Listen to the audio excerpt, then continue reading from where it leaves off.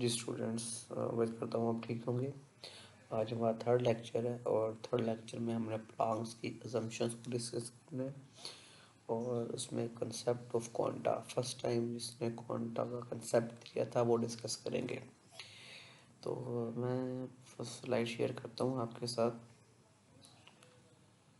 अब यहाँ पर कुछ इम्पोर्टेंट पॉइंट्स थे जो मैं आपको बताना चाह रहा था। कहते हैं कि जी इलेक्ट्रोमैग्नेटिक जो वेव्स हैं, wave theory radiation can not explain. जो थी कि वो इंटेंसिटी वेवलेंथ कर्व जो एनर्जी डिस्ट्रीब्यूशन था उसको वो एक्सप्लेन नहीं कर सकी थी इलेक्ट्रोमैग्नेटिक थ्योरी, जिसके लिए हमें प्लांक असम्पशंस की ज़रूरत पड़ी। उसने अपने फर्स्ट टाइम 1900 में फर्स्ट उन पॉइंट्स को पब्लिश करवाया और बाद में ये बहुत फेमस हो गए।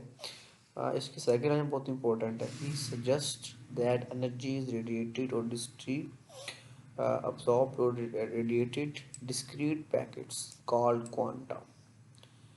अब जो डिस्क्रीट पैकेट्स की फॉर्म में होते हैं तो हम क्वांटा कहते हैं। जो एनर्जी पैकेट्स की फॉर्म में, लेट्स सपोज कि ये कोई सोर्स है और यहाँ से लाइट बाहर आ रही, तो वो कह रहा था कि पैकेट्स की फॉर्म में बाहर आती है ऐसे, और बाहर आकर ये जो पैकेट्स होते हैं ये ब्लास्ट होते हैं, ये एनर्जी के पैकेट्स होते हैं, इनके पास एनर्जी होती है।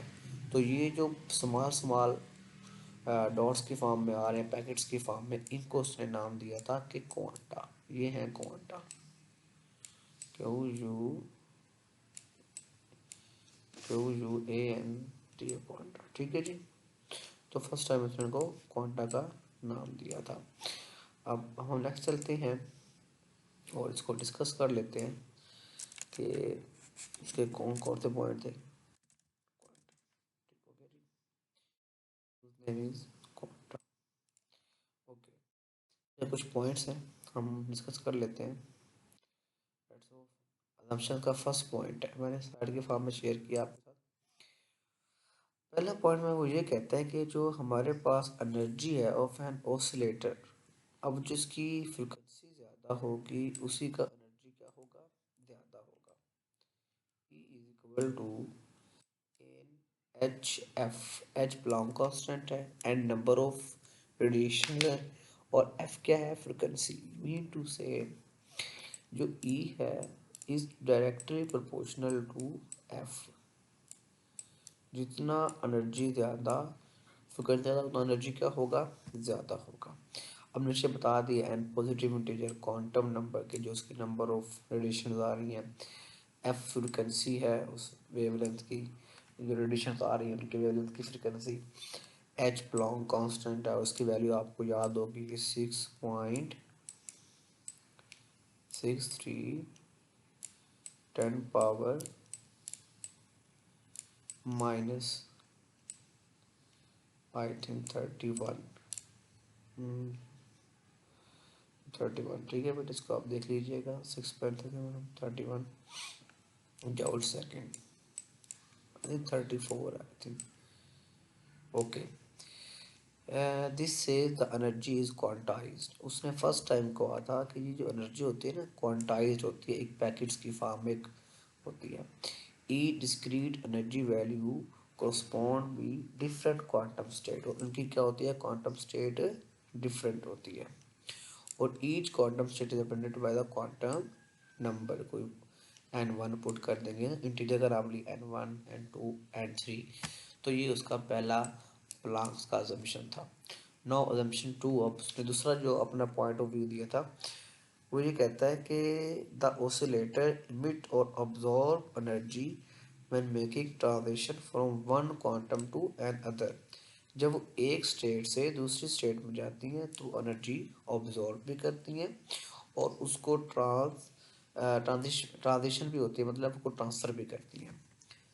फिर उसका बेटे वो बड़ी अहम बात बता रहा है कि the entire energy difference between the initial and final state is in the transition is emitted और absorbed as single quantum radiation. Single quantum radiation. तो जो एनर्जी है quantum radiation is equal to क्या हो जाएगा, एच एफ। ई energy है, 8 Planck constant है, F क्या है फ्रिक्वेंसी।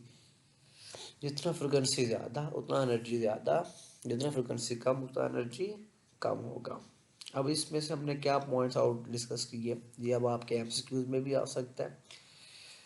कहते हैं कि एक्सप्लेन ब्रीफली प्लॉन्ग क्वांटम थ्योरी और क्लासिकल थ्योरी। अब इसने दोनों को पॉइंट्स को एक्सप्लेन कर दिया क्वांटम थ्योरी ने, और जो सा है Einstein formulas for energy photon, ये E is equal to H F के। E एनर्जी कब ज़्यादा होगी, जब फ्रिक्वेंसी ज़्यादा होगी। और हमें पता है कि जो F होता है is equal to C over lambda. यहाँ पे C स्पीड ऑफ लाइट हो जाएगा और लैम्डा वेवलेंथ, तो ये फार्मूला बनेगा एच सी ओवर लैम्डा। तो कुछ पॉइंट्स हैं जो आपके बुक पे लास्ट पे गिवन है, हम वो देख लेते हैं। सेम जो भी हमने डिस्कस किया है, वो कहते हैं कि radiation from hot body was due to some property of almost absorbing it. जो रेडिएशन होती है वो उसकी अब्जॉर्बिंग एबिलिटी होती है, ठीक है जी। हम उसका भी डिस्कस करते हैं। उसका पहला पॉइंट है कि जो E is equal to P C. अब जो E है, E एनर्जी है, P मोमेंटम है, C, तो अब हमने यहाँ से एक पढ़ा हुआ था E is equal to H F, मतलब कि हमने दो चीज़ें पढ़ रखी हैं, एनर्जी की फॉर्म में पढ़ रखा है E is equal to H F, और सेकंड है E is equal to P C. अब इन दोनों इक्वेशंस की लेफ्ट साइड्स क्या हैं, इक्वल हैं, तो राइट में क्या होंगी, इक्वल होंगी। तो हम पुट कर देंगे H F is equal to P C. यहाँ से अगर मोमेंटम फाइंड करना है पी, तो क्या आएगा एच एफ ओवर सी। और हमें पता है कि एफ ओवर सी क्या होता है, 1/λ। तो ये जो एच है ये पी इज इक्वल टू, बस वैल्यू आ जाएगी H over lambda, H over lambda. तो जिसकी वेवलेंथ ज़्यादा होगा उसका मोमेंटम क्या होगा, कम होगा। यहाँ बता रहा है quantum emitted by radiation reason. अब जो रेडिएशन होती है गैमा रेडिएशन, उनकी एनर्जी कितनी होती है, 1 mega electron volt is deducted by the quanta, हम उसको रेट कर सकते हैं। और at the other and energy of photon of radio waves 10 - 10 electron volt. ये एमसीक्यू है, इसको भी मार्क कर लें, आप कर सकते हैं। So million of photons are needed to detect signal